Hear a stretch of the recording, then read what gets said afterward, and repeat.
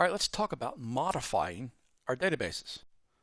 Now that can have a lot of different meanings. What do you mean by modify? Well, let's rename a database. How about test restore, right click, rename, dog. That was nice and simple. All right, it's very easy to rename a database in SQL Server. All right, so let's right click on dog. Let's go to properties and let's do some more alterations. So here in our database properties of dog, we've got a whole bunch of information. All right, let's go to files and let's change some of these settings. How about this setting? 1 megabyte auto grow setting. This means that every time SQL Server needs to grow, during the process of its daily activities, it's going to grow in 1 meg chunks. Do we want that? No, we surely do not. We do want to grow in megs, and a good start for smaller databases is 100.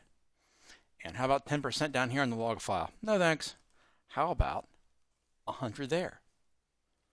All right, a good starting point for smaller databases. Let's see what that looks like.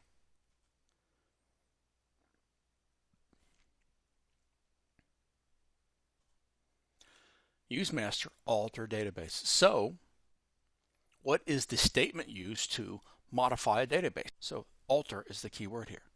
All right, we're going to alter the database dog. We're going to modify the file, and we're going to change the file growth.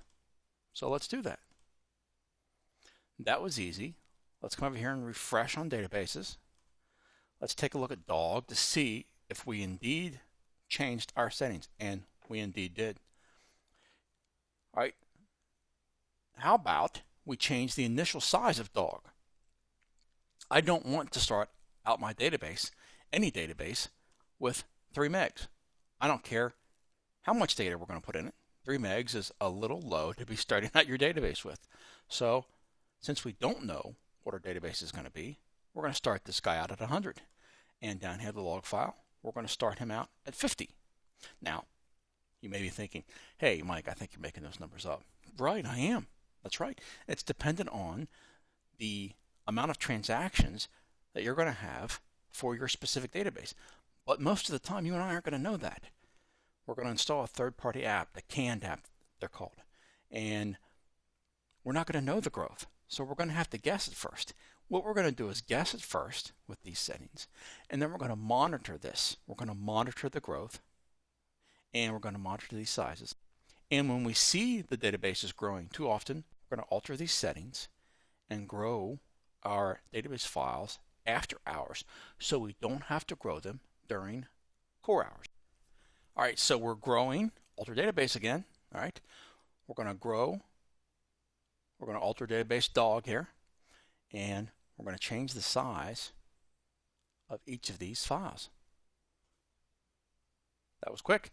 Let's see if it took. Let's refresh dog. Let's refresh dog up here. Let's go to the properties, and we indeed did grow our files. All right, so that is how we alter our databases. Let's create a database. Test drop. So now that we've created test drop, let's drop it. Right click, delete. We're going to close the connections on it in case anyone's in there. All right. We're going to script this out.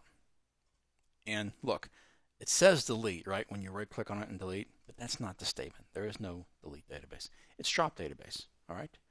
So you can see we're going to drop it. So let's do that. And now let's refresh. And test drop is gone.